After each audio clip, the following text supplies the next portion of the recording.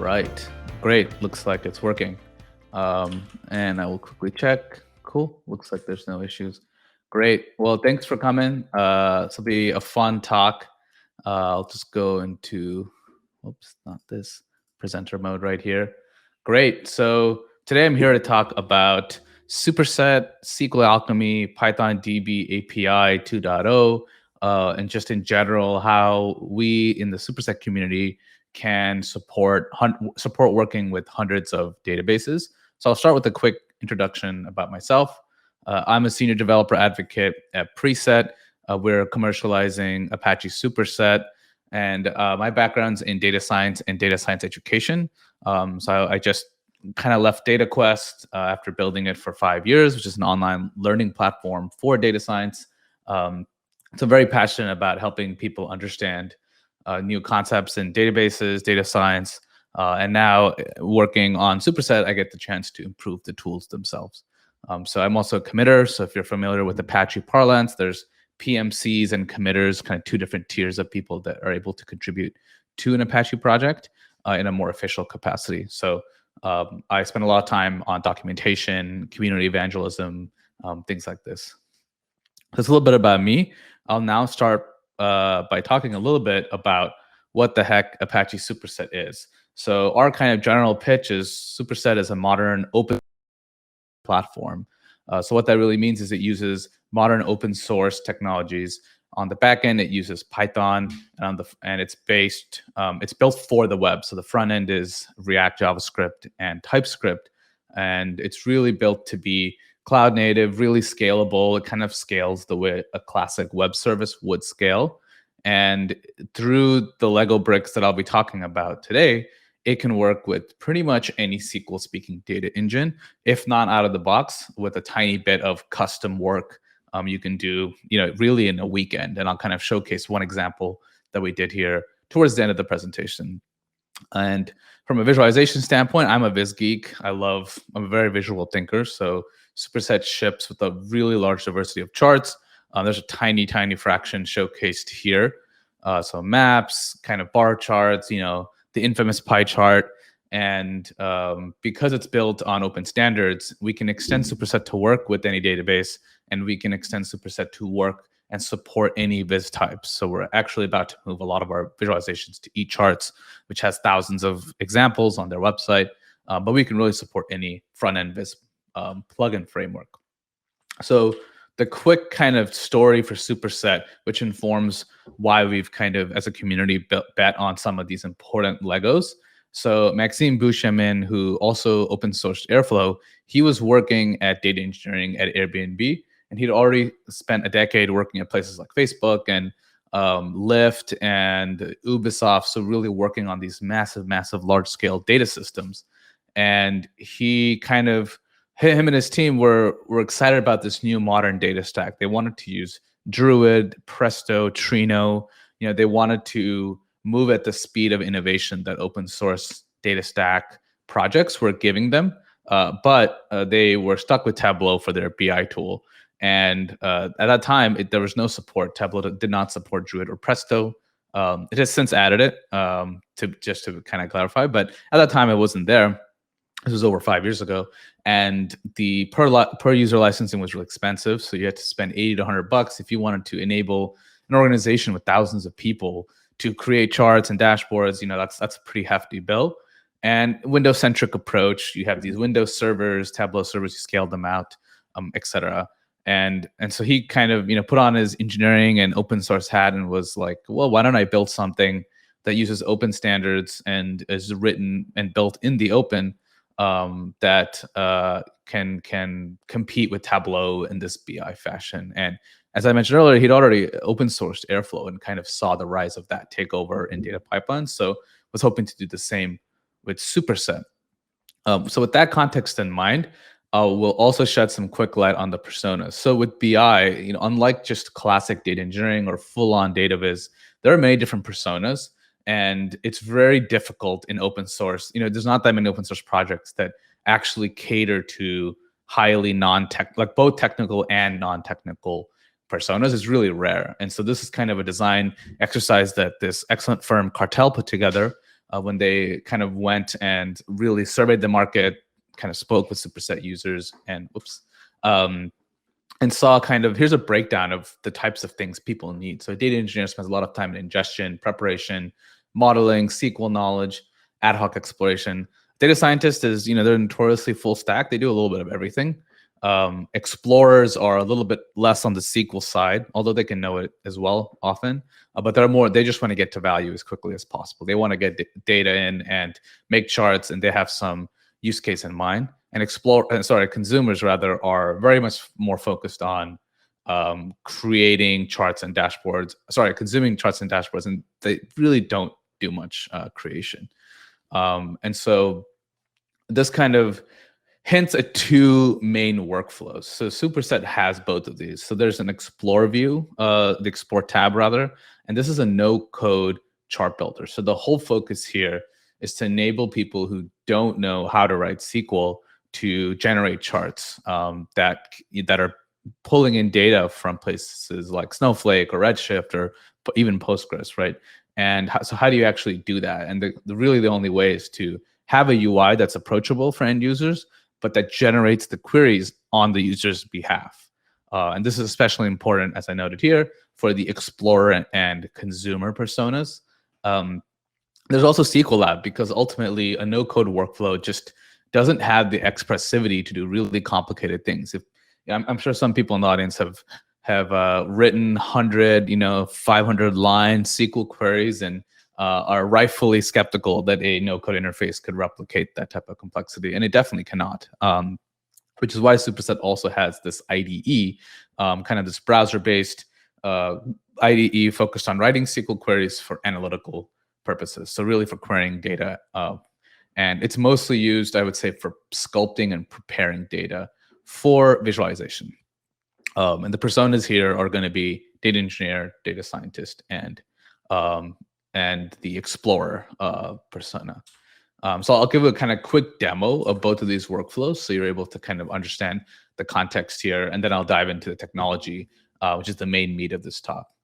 So this is a data set I have on, so for May the 4th, I recently did this fun Star Wars Day event where I looked at scripts from the original trilogy. So this is the three, kind of, in my opinion, the best movies. And so here, this is just a simple table chart. You can see these are kind of for episode 4.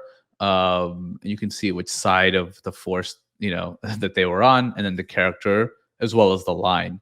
And so this is kind of the no-code workflow where you have this data set and you want to make a pie chart. That's kind of a natural thing you may want to do, or a bar chart to understand who's speaking the most, right? So then we can just do a group by the character here, and this will do a count. And when you hit run query, we get the pie chart we're looking for and we expect. So Luke speaks a lot across in the original trilogy. Darth Vader, C-3PO, no surprise there. But we can filter the data even more. And this is, I'm not writing any SQL here, right? This is completely in this no code interface. I put episode 4 here, I hit run query, and the data is updated. And the last thing I'll show off here is you can even change and customize the chart type without having to write D3 code or JavaScript code yourself, which I especially like because I'm more of a backend person. And then I can save this chart. And then this is, eventually you do this for about 15 minutes, and then you have all these beautiful charts that were created without having to write any code of any kind. However, if you wanted to actually build a word cloud, if you wanted to build these word clouds, you actually, actually not this one, which is the other one. If you wanted to visualize the words that are spoken the most, rather, then what you actually need to do is you'll need to go into SQLAlchemy and kind of split the lines yourself, because that's not something the word cloud chart necessarily supports. So you'll see here I've written this unnest. I've used the unnest function in Postgres to take this line and split it into, basically give it a row for each word and just split on the space delimiter. It's a pretty simple approach, but you'll see, every token, did you hear that space, they've shut down the main reactor. So then we can turn that into a word cloud. And the nice thing here is we've sculpted the data in Explore, but then we can, sorry, rather we sculpt the data in SQL Lab, and then we can launch, we can save this as a virtual data set, which I already have it saved here. So I'll just go back to there. And that's called split tokens. It's the name I've given it. And then from here, I can do a word cloud. So now from here, I can understand series. Let's just do tokens. And oh no, this is what happens when you try to do something live. It looks like something crashed.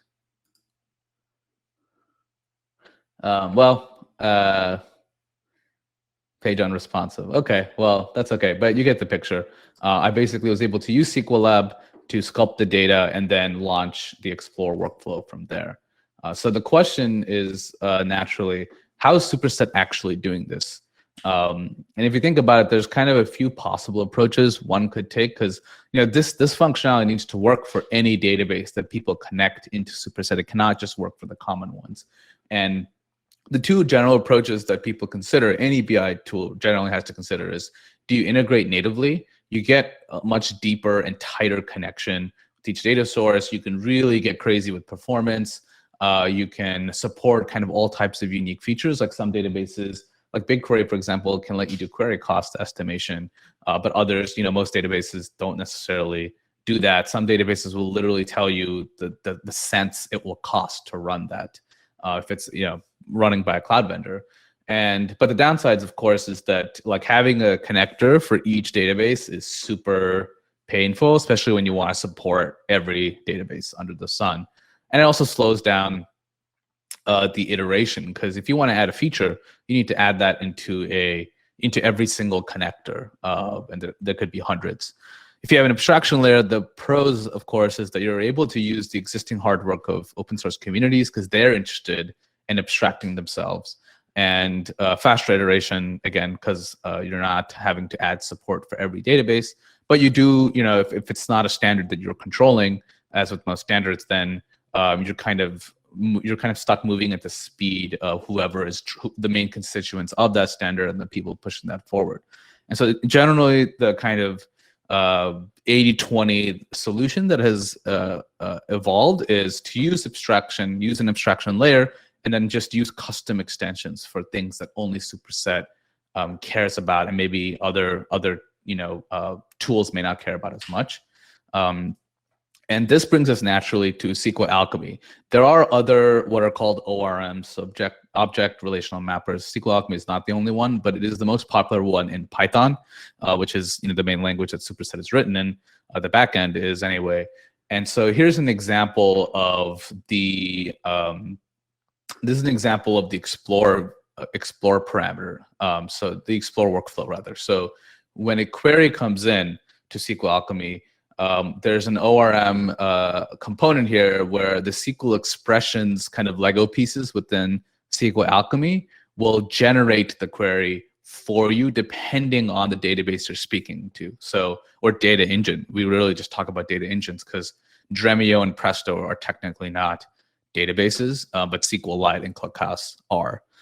So when we think about these data engines, we want to be able to take in a set of explore parameters. So if you can remember from my Star Wars example, in the NoCode interface, I just selected, episode 4, I selected the character, I put in these values, but I didn't write a query per se. It looked kind of like a query, but it wasn't a query. And those parameters get fed into the SQL Alchemy expression engine. And so what we're able to do is to take in these expressions, and then what will happen is that when SQL Alchemy, when you run the execute command, it will actually generate this query. So in this example, this is not the Star Wars example, this is another example, but this is kind of the query that pops out when you kind of give it these inputs. And this will change. So, some databases, this might be a little bit different. This is especially important when you're doing complicated queries where you're joining things and stuff like that. And you want to be able to just specify this type of object syntax. So you just say select, you just say where. This is kind of more the Python OOP style of programming. And so you can imagine chaining these and building complex queries without actually writing any SQL. You're just taking the parameters that a user has given you in Explore and forming it. And this is kind of really the main way, where all we have to do here is replace the engine that Superset connects to through SQL Alchemy, and then a different query might pop out depending on the unique kind of nuances and quirks of that database. So this is really powerful, and this is kind of the secret sauce that lets Superset support this many databases. So that's kind of a little bit about SQL Alchemy. The other part here that's relevant is Python DB API 2.0. So this refers to, in Python, there's something called PEPs, which kind of convert loosely to Python improvement proposals and standards. And so PEP 249, which you can Google if you're interested, describes kind of this uniform interface for connecting to databases and managing the results. And so if we go back here, you'll notice that there's kind of, no matter what database you connect to, you use these same building blocks. You connect to the engine, you specify the engine you want. There's this cursor object, which kind of manages the connection to the database, and it'll even do connection pooling and stuff like that. So long living, because a database, when you're kind of going from Python software engineering land and trying to kind of resolve and work with database land, you're kind of you kind of need to manage these long running connections where you're writing a query and it may take a minute to answer that query, right? It's a how does the Python interface and Python code know how to manage that? And the cursor object is one of the main ways it does it. And then it's also used to close. And so basically, if there's a new database, and there's new databases starting every week, it seems like, and so as long as you can implement this interface for your database, and if you want to also implement the SQL Alchemy expression interface for your database, this means that people can take the existing investments that they've already made in SQL Alchemy and bring it over to your new database, and they'll get the magical benefits that you're offering, whether it's speed or reliability or what have you, whatever you're kind of positioning your database and optimizing it for. As long as people have built their platform and their code base around SQL Alchemy, then they can immediately work with your new database. And this is a huge kind of accelerant for adopting new types of data engines and databases. And again, as I mentioned earlier, this is kind of the main way that Superset was really able to take off, by offering value to all of these people. People are running and storing their data in many different databases, and it's kind of a big task to try to go and support all of them. And so in the SQL Lab example, where I did the unnesting of the lines themselves to get the individual tokens, in that case, I actually wrote the query in SQL Lab myself. And so you might want to ask, like, well, why is SQL Alchemy relevant here? And at a minimum, what's nice is that SQL Alchemy provides many different ways to use it, and you can choose how much you want to use it. So at a minimum, you can just use it. You can just pipe the string. So this is kind of, you can imagine a user writing this in SQL Lab, and the Python will just take that string. In this case, I'm connecting to ClickHouse in this example, and it'll kind of do the same interface, the Python DBAPI interface. So you can then use SQL Alchemy. You can just use this part and kind of ignore the rest of SQL Alchemy. You don't need the expression builder where you're kind of creating and crafting Python objects and then using SQL Alchemy to suggest the query that should be sent to the database. Because again, the database does not know, it has no idea what you're doing. It doesn't know that you're using SQL Alchemy. It just knows that it received a query and it needs to answer to that query.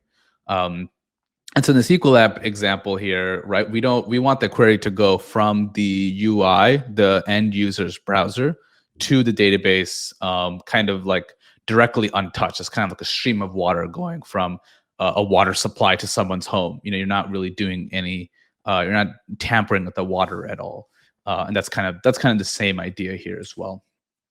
And so what does this look like in practice? So a few months ago, we had this amazing contributor named Villa who added support for CrateDB. So CrateDB is one of these IoT time series focused databases. We had no experience with CrateDB. We still really don't know all that much about CrateDB, to be completely honest.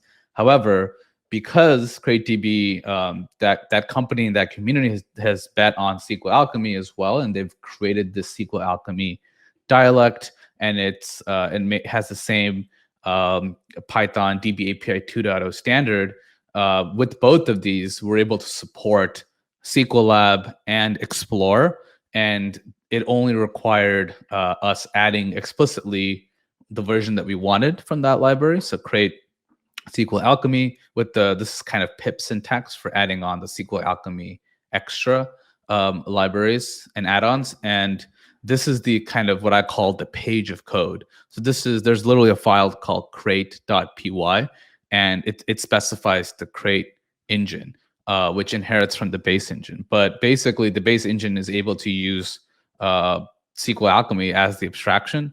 And all we need here, the only thing that we needed to add, which was added in about a weekend, the only things we needed to add were support for time grains. So Superset has a notion of time grains in the UI. You want to be able to create a time series bar chart where you're faceting the data by seconds, minutes, hours, days, weeks, months.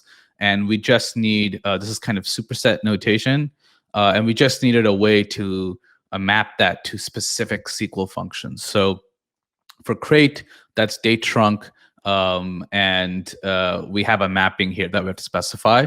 And versus for other databases, they may have a date, function, or for some databases, like for Pinot recently, we found out that they didn't have a week. There was no week granularity in Pinot, so not all databases support all of these features. And so to help us with that, we can map week manually to 7 days, for example, right? So there's kind of workarounds we can do where in Superset, we want to support weekly time grains. Database may not support weekly time grains, so we can kind of patch that functionality by kind of transforming it ourselves and doing 7 days if we wanted to instead. And then the rest of this is like, this entire thing is all about just date time conversion and time grains. That's kind of the unique stuff that, again, Superset, we've decided in the community that we want to support some of these cool end user features, and the databases, they just kind of, they may or may not have support for all of this. And they just, so these are all class methods. This is part of the Superset kind of API and based database engine. And so you can imagine, there's all these cool new databases coming out, and if they wanted to have good compatibility with Superset, or really any BI tool, any tool that's using SQL Alchemy, all they really have to do is invest in creating a SQL Alchemy driver, and then work with the people in that community to make sure the custom stuff is supported. So I kind of want to end this presentation by having a bit of a call to action as well, which is, there's tons of databases out there. We don't know all of them. And on the preset side, we offer a cloud-hosted version of Superset. We definitely end up prioritizing what our kind of beta and GA customers are interested in. So they'll come in and they'll want, you don't support Spark or Pinot or whatever. And then we end up investigating and seeing if we can support that, if there's a SQL Alchemy dialect. In the case of Elasticsearch recently, for example, I believe we even created our own SQL Alchemy driver and open sourced it. So we kind of gave back to the community. There's tons of awesome databases out there. The community definitely does not know about most of them, and we would love your help. So it's kind of a call to action. We'd love your help, and we'd love to work with you to add the support. If you have a SQL Alchemy driver already, then that's super easy. We should be able to get it added, and kind of the matter of a weekend, really. And if not, then maybe there's ways to collaborate on creating a SQL Alchemy driver together.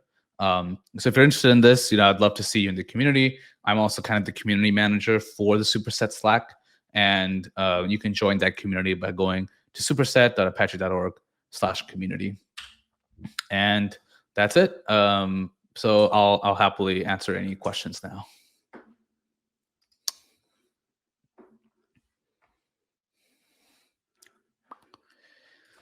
Let's see, Q&A tab. I see nothing in Q&A.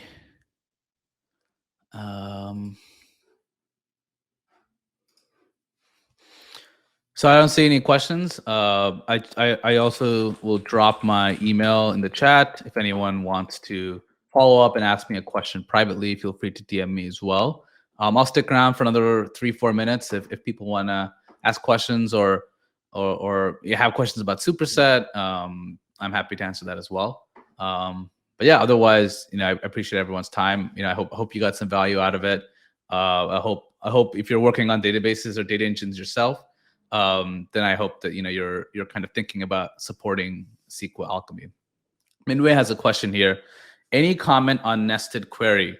Do you mind clarifying what you mean by that? So for some things, SQL Alchemy and the Explore tab, Explore view, will generate a nested subquery to be able to pull in some of the information that's needed.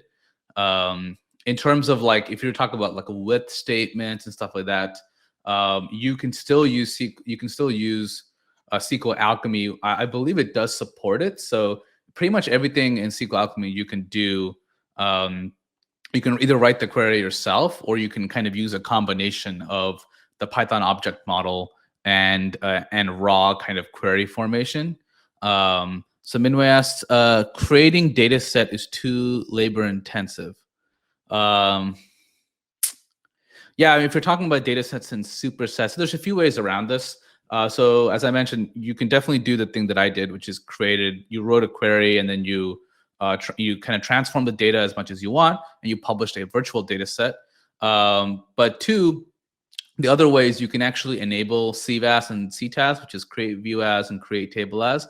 Those are two features in SQL Lab where you can create a view, for example, and save it and the database will become aware of that view and can optimize it and stuff like that. And if you really want to go one step further, like the superset semantic layer that I just mentioned is great for prototyping stuff, but the longer term thing you may want to do for a mature organization is use a tool like DBT or some other tool that's able to manage your data transforms closer to the database and as kind of part of that same infrastructure.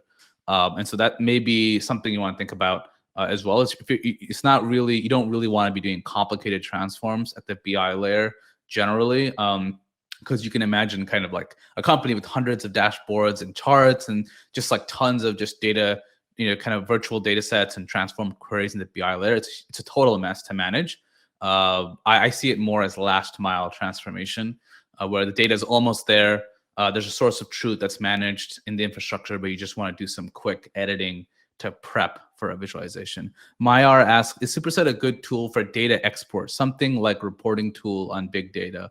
I'm not sure I completely understand the question. So like Superset does have CSV export, which I know is a common request. I think that we're adding support for Excel export as well, which is more or less the same format, tabular data export. So that's definitely something you can do. But in general, I would say Superset is focused on analytical queries. It's not as good for, create queries and edit queries, update, upserts. Like Superset's not optimized for that right now.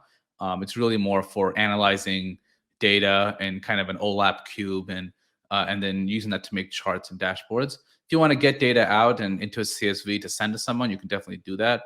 Superset also has Slack and email reports. So that's another way to send reports, charts, and dashboards to other people. So I hope that answers your question. But if not, feel free to follow up or email me. I'll be happy to answer any questions there.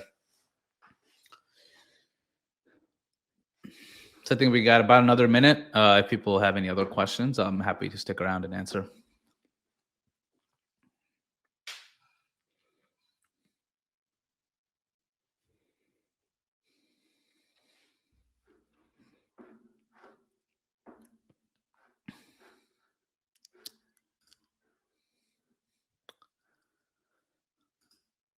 Awesome. Well, I think we're pretty much at time. I did put my email up above, a few chats up if you have any more questions. And yeah, I'm enjoying the conference. Thanks to the Percona organizers for organizing such an amazing conference. I had a talk yesterday as well with Robert Hodges from Altinity and ClickHouse, which was a lot of fun. So I hope to see some of you around the Superset community. And I hope you enjoy the rest of the day and the rest of the conference. Thanks so much.